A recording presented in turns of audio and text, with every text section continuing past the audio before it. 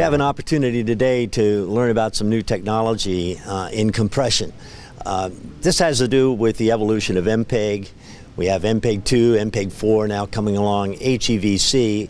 And in the paid television industry in particular, the embedded bases surrounding these older technologies as the new ones come in create some conundrums and also some opportunities for new technology. We have the opportunity today to speak with Richard Wingard, who is the CEO of Euclid Discoveries. And Euclid Discoveries has come into the pay TV space and specifically to the cable operators with a way in which the technology that they're currently using, namely MPEG-2, can be enhanced to benefit the overall quality and the compression efficiency around their legacy systems. And I guess, Richard, that's a good place to look at what it is the industry needs right now that you're addressing with what you bring to bear. What is your take on just what MPEG-2 needs as far as the sustainability, given that the industry right now doesn't want to just throw out all those old boxes? That's a great question, Fred.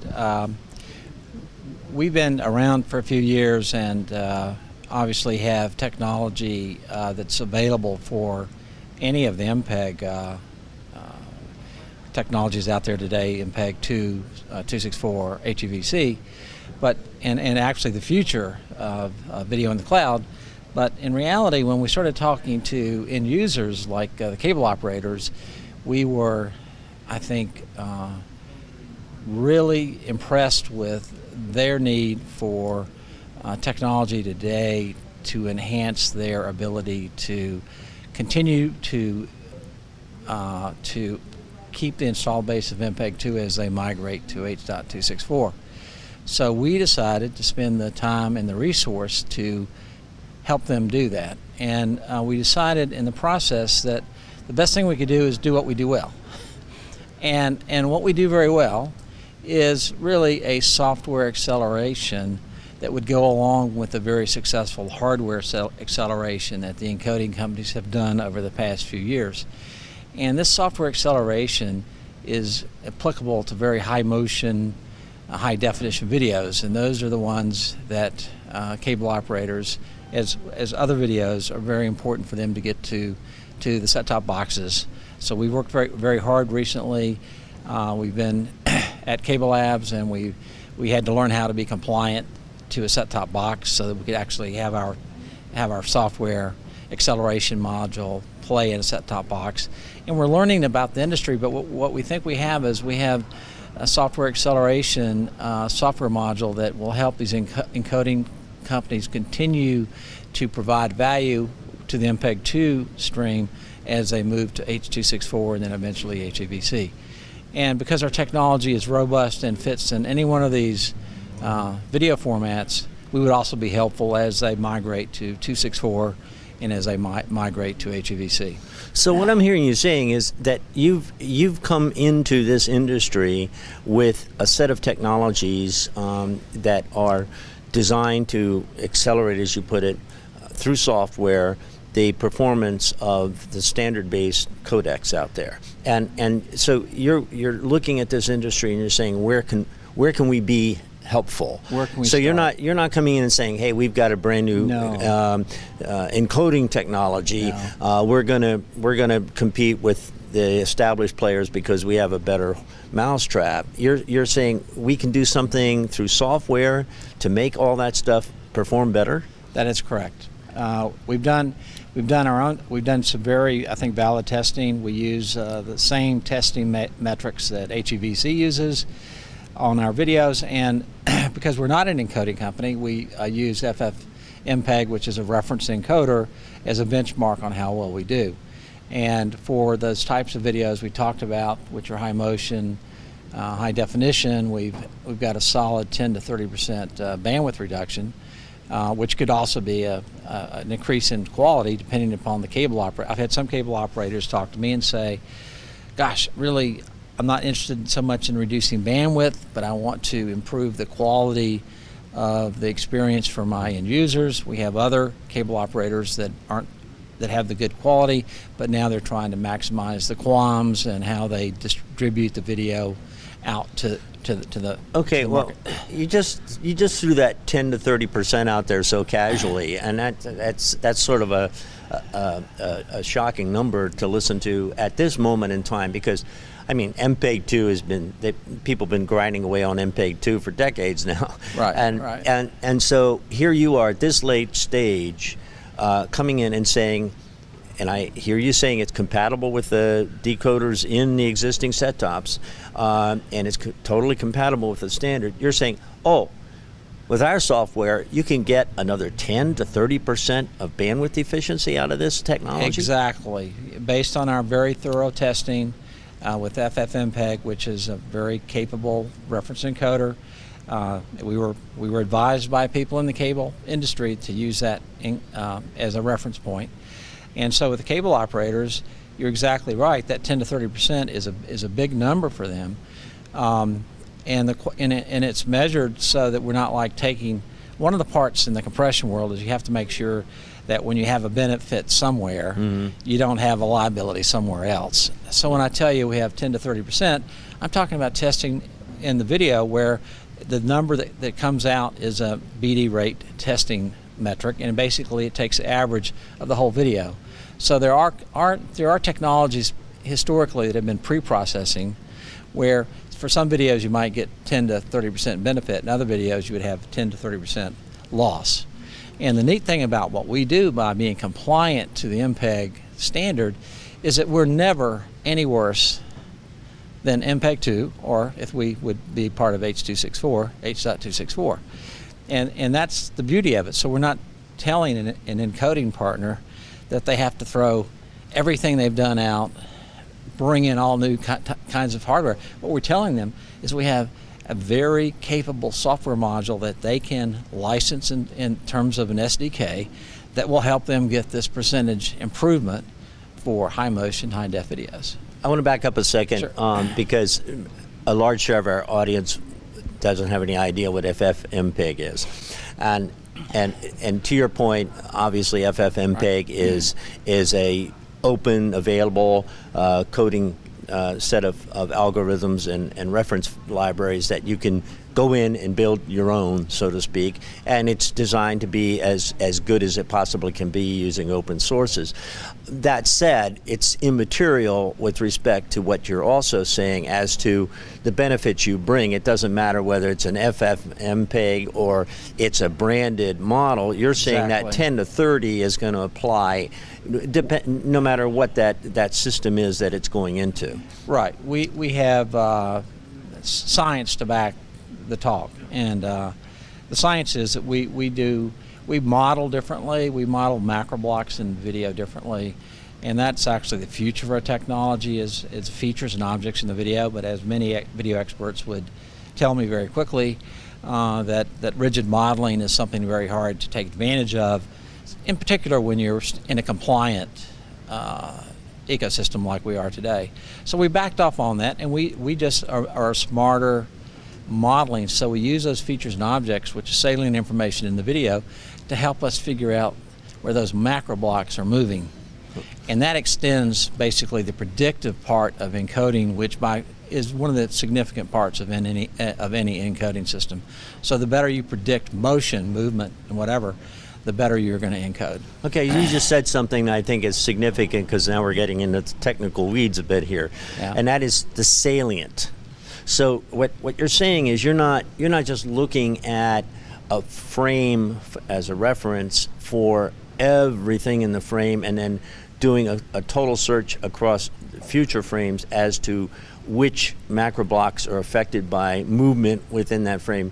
You're looking for things that are important to the viewer, that are the ones that matter. Right. So that the things that don't matter and that nobody would notice are not being enhanced. It's the things that really matter. And as they move, and just to make clear what we're talking about here, if you've envisioned just a frame with several blocks, and in the MPEG-2 you have X number of blocks, MPEG-4 you have fewer blocks. But you look at these blocks as spaces that the standard codec references for motion. So from one frame to the next, it's always looking at that same block to see where the motion occurred, making predictions as to what needs to be compressed and what doesn't, or repeated in the processing.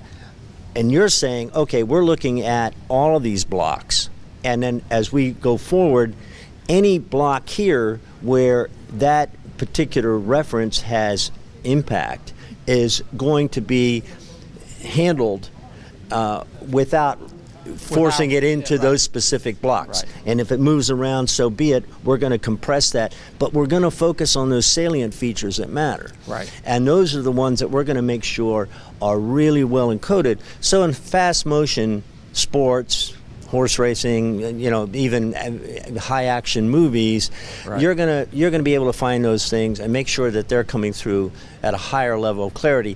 The net on this, you're saying, is that on average you're looking at 10 to 30% improvement in the right, overall that's correct. efficiency. And Okay. And we can also show this visually. We understand that that in the video world, not only you talk about metrics for testing, PSNR as being one of the metrics for testing the quality of video, we also have initiated within our company visual. So we look at things from side by side. So we can look at a frame of video and look at one side would be our encoded, and the other side would be the reference encoded. We have the ability to take a line and kind of go through the video and look at the difference. So we're constantly looking not only at the metric of quality, but also at the visual aspect of quality. And I think you will see when you look at our videos, and we can show these to folks, videos that we've encoded on top of FFmpeg, that there is quite a quality difference. There are things like in soccer games where the movement of the feet is so quick that you can't capture the motion with present day motion estimation. And many companies have done a good job of hardware accelerating this motion detection, where they'll search for more and more of these macro blocks and more and more of these motion vectors of where things move, and they throw a whole lot of hardware at it, but it's kind of a blind search. And we're much more of a smart search. So that's the difference then between what you're doing with the salient side versus that overall search that you're saying is being done with hardware. It's a smarter search. It's we're actually using less processing power in the process. And obviously, as you throw more hardware at searching for or predicting motion, if you can do it smarter, if you can do it with our technology, you're going to throw less hardware at it as you migrate up the chain of Right. MPEG 2 to 264 and HEVC. Well, that was my very next question. Is it sounds like theoretically that this would apply to those future, or not future, but those next generation codecs, to the extent that they themselves aren't already accommodating these needs. But as Right. I understand it, in some respects they are. I mean, some things have been built into these codecs that weren't part of MPEG 2. Right. But you're saying you're going to have an analogous improvement nonetheless on those as in terms of that percentage gain? Well, we are coming out with a module for 264. We have several clients, prospective clients, that have said that if, quite honestly, they've said that they could get a 10% bandwidth reduction, and it's real. And that's the whole thing here. Real meaning it's not pre-processing, and you're not getting 10% here and losing 10% there. That's a huge thing, because for 264 right now, especially in the streaming market, even though they have 264, they have more limited bandwidth scenarios than the cable operators. So we really want to help in all of these areas, and what we want to do is not become an encoding company, but become that software acceleration module that an encoding company can take advantage of in all of these areas. And so the viewing and looking at the difference is even at a 10% bandwidth reduction. If you look at the quality improvement in lieu of the bandwidth reduction, you can definitely see the difference. I mean, because if the feet are moving quickly, I don't care what an exhaustive search you do for those motion vectors, you're not going to be able to pull that video back together. Well, it's good you mentioned the quality side, because obviously the cable industry has the same two sides of the same coin with respect to the need to create greater bandwidth efficiency, but at the same time to get better quality at whatever level of bandwidth utilization they're at. And what we have now, of course, is ever larger screens. We have the emergence of 4K, which is just the next generation of HD in terms of how it's being marketed to consumers. So with the price curve coming down, people are going out to buy a bigger HD set. They're not thinking, oh, I got to get a 4K. They're thinking, I need a bigger set. And, oh, it happens to be 4K. And so suddenly now you're pushing the limits of the quality parameters on what you've been accustomed to achieving in terms of the visual experience of the end user on a 40-inch screen to trying to get it up to a 60-inch screen, and suddenly it doesn't look quite so good. So that gets into a quality improvement question and issue that in some respects could be even more vital to the industry's ability to cope with all these changes without spending tons of money to change everything out, than actually the bandwidth efficiency question. That's a great question. We are excited about working in the 4K world. We've talked to a few companies about that, but right now we're focused on MPEG-2, and we want to finish that out in 264. We see the curve. The curve's coming. Right. But there'll be 8K TVs at some point, I'm sure. And the way so the displays are always going to drive an issue for all of us as video consumers. And at the end of the day, our software acceleration helps predict motion better all the way up the line.